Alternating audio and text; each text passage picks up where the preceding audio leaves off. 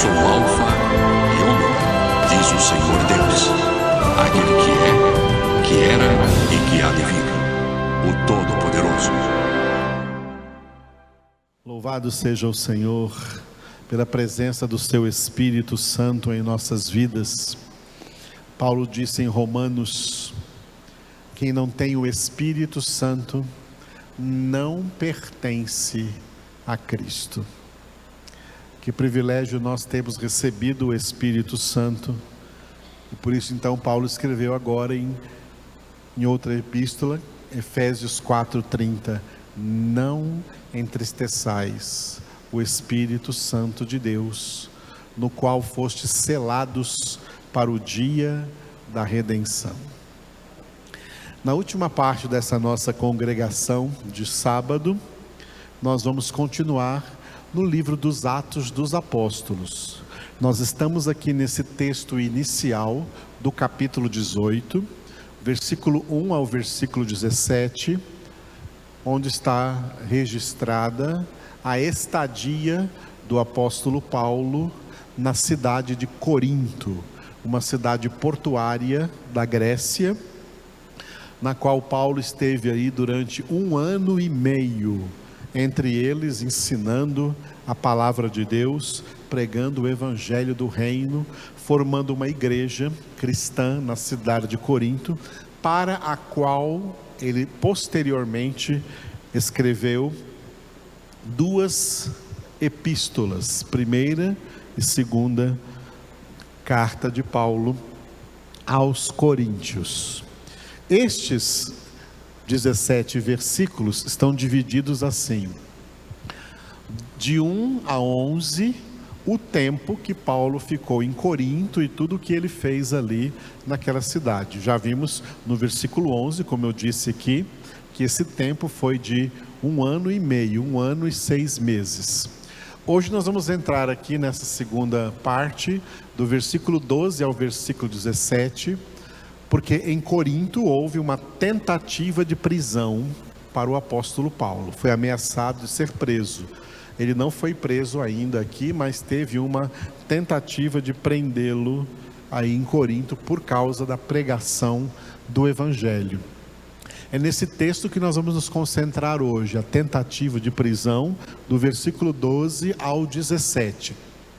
Esse texto divide assim, pela atitude de um personagem que entrou aí, tá? Que é um procônsul romano, tá? Alguém que trabalhava, uma autoridade do consulado romano na cidade de Corinto, na Grécia, e esse procônsul se chamava então o Gálio.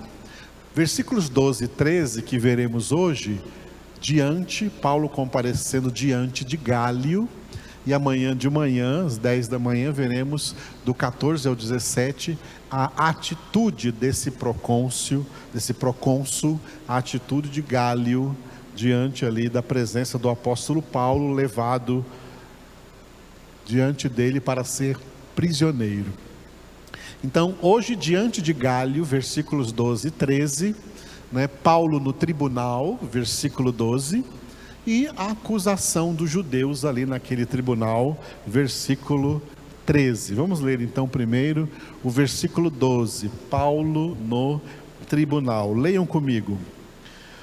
Quando, porém, Gálio era procônsul da Acaia, levantaram-se os judeus concordemente contra Paulo e o levaram ao tribunal.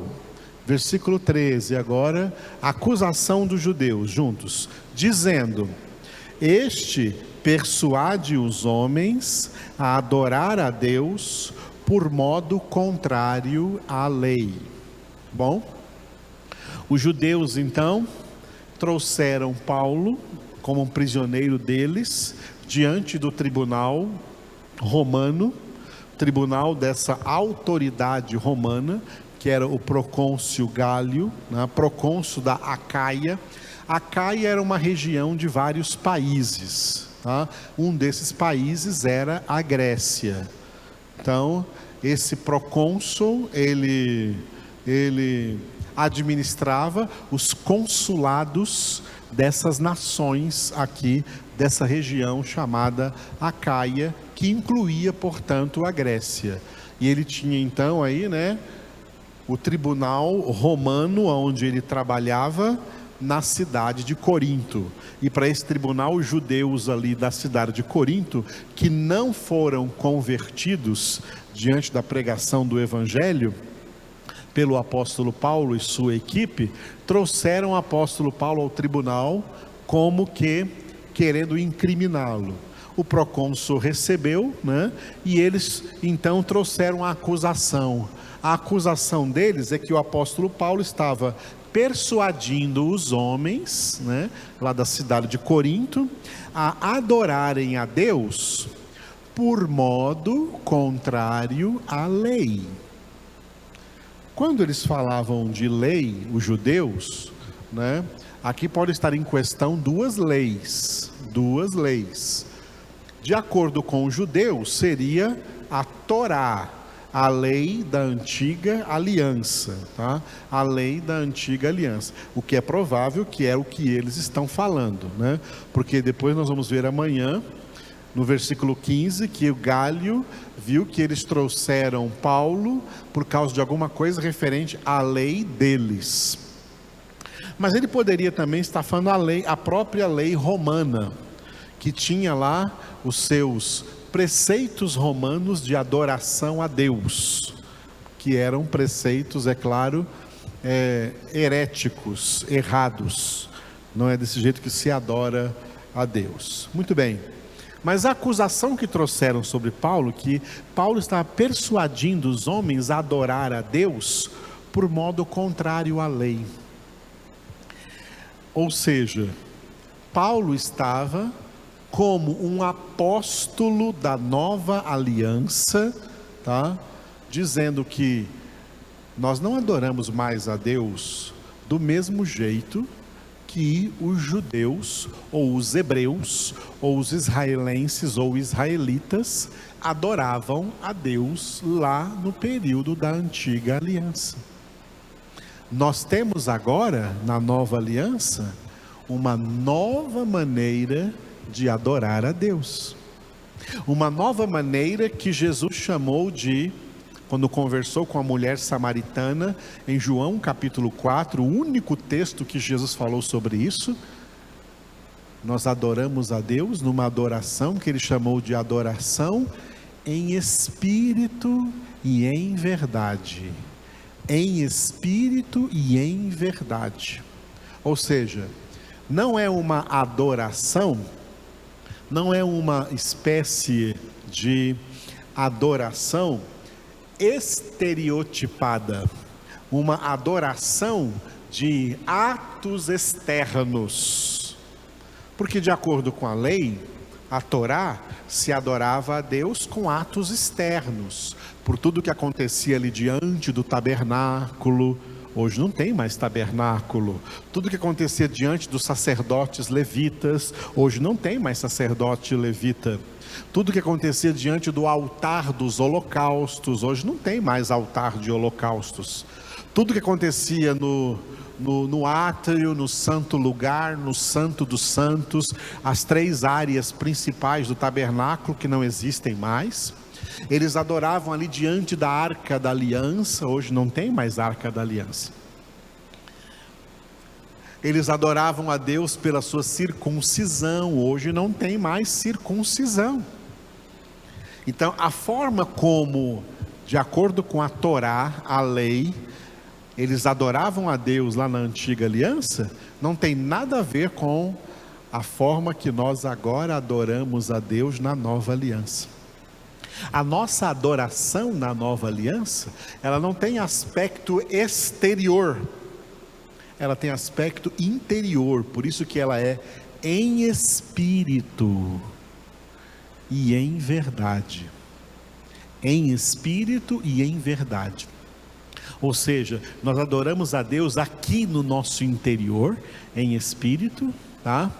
Uma adoração estabelecida dentro de nós pela verdade.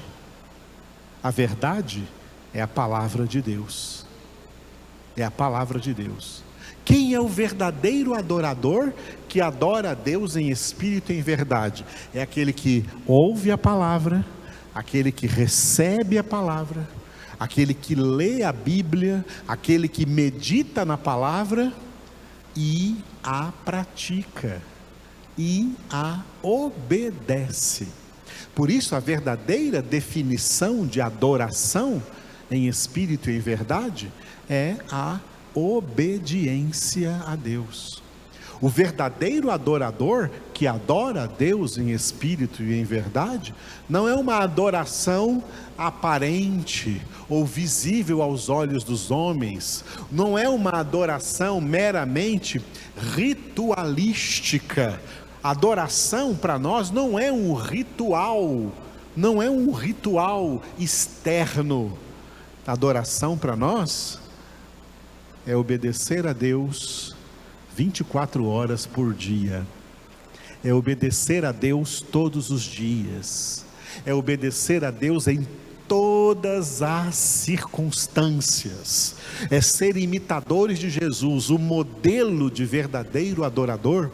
Eu já vi tanta heresia por aí, de modelo de verdadeiro adorador. Davi é um modelo de verdadeiro adorador, Moisés um modelo de verdadeiro adorador, não sei quem modelo de verdadeiro adorador. Não, o único modelo de verdadeiro adorador que nós temos se chama Jesus Cristo, o Filho de Deus, que em tudo foi obediente ao Pai até a morte e morte de cruz.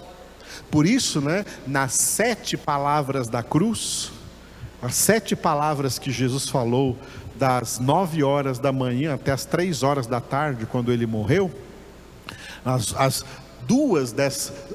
duas últimas dessas 7 palavras, uma delas foi: tudo está consumado. Ou seja, eu fiz, Pai, tudo o que o Senhor me mandou fazer, eu te obedeci em tudo. E a última palavra foi: agora, Pai, em tuas mãos entrego o meu espírito, porque até aqui eu te obedeci em tudo. Esse é o modelo de verdadeiro adorador, de quem obedece a Deus. E com certeza, pregando o evangelho do reino, pregando o evangelho de Cristo Jesus, que o próprio Paulo declarou assim, olha, Romanos 1,17, não me envergonho do evangelho, porque ele é o poder de Deus para a salvação de todo aquele que crê. Então, de acordo com o evangelho de Deus, o evangelho de Jesus Cristo, o evangelho da nova aliança em Cristo Jesus, era essa verdadeira adoração que Paulo estava ensinando aos coríntios, e que os judeus tomaram esse ensinamento de Paulo como uma adoração, um modo de adorar a Deus contrário à lei. Não, para adorar a Deus você não precisa mais ir no tabernáculo, esse tabernáculo não existe mais. Para adorar a Deus você não precisa da intercessão de levitas, não existe mais levita. Para adorar a Deus você não precisa mais de arca da aliança, não existe mais arca da aliança. Só existe uma pessoa, Jesus. Jesus é o nosso modelo, Jesus é o nosso tabernáculo, Jesus é o nosso sumo sacerdote, Jesus é a nossa arca, Jesus é a verdade, Jesus é a palavra. Tudo que precisamos já temos em Jesus. Jesus, a pessoa de Jesus, que conosco está todo dia, toda hora, é tudo o que precisamos. E viver como Jesus nos ensinou a viver, viver em total, inquestionável e incondicional obediência ao Pai, que significa obediência à sua palavra. Isso é adorar a Deus. Adorar a Deus não pode ser minimizado com cantar ou tocar, que foi isso que as heresias dos últimos 40 anos ensinaram para as pessoas, que adoração é música, que adorador é quem canta e toca. Não, senhor. Adoração é obediência a Deus. Adorador é quem obedece a Deus. Quem não obedece a Deus em tudo quanto faz, não é quando canta ou toca que está adorando a Deus, não está profanando a Deus, o contrário de adoração. Mas quando alguém obedece a Deus em tudo quanto Ele ordena na sua palavra, até quando canta ou toca, está adorando a Deus. Porque a adoração é obediência. Deus procura verdadeiros obedientes. O que Deus quer fazer lá no céu não é um coral. Tem gente que pensa que no céu tem um coral de música maravilhoso. Não. O que Deus quer fazer no céu é uma comunidade de filhos obedientes, filhos sujeitos, filhos submissos a Ele. Mesmo que muitos não tenham nenhuma voz para cantar e nenhum dom de música. Não é música adoração. Adoração é obediência a Deus. Essa é a forma de adorar a Deus, e com certeza Paulo estava ali na palavra dos próprios judeus, persuadindo os homens a adorar a Deus, não mais de uma maneira meramente externa, estereotipada, ou com algum tipo de ritualismo religioso, não, mas em espírito e em verdade, obedecendo a palavra de Deus, sendo em tudo sujeitos, submissos ao Senhor. Em nome de Jesus. Eu sou o Alfa e Ômega, diz o Senhor Deus, aquele que é, que era e que há de vir, o Todo-Poderoso.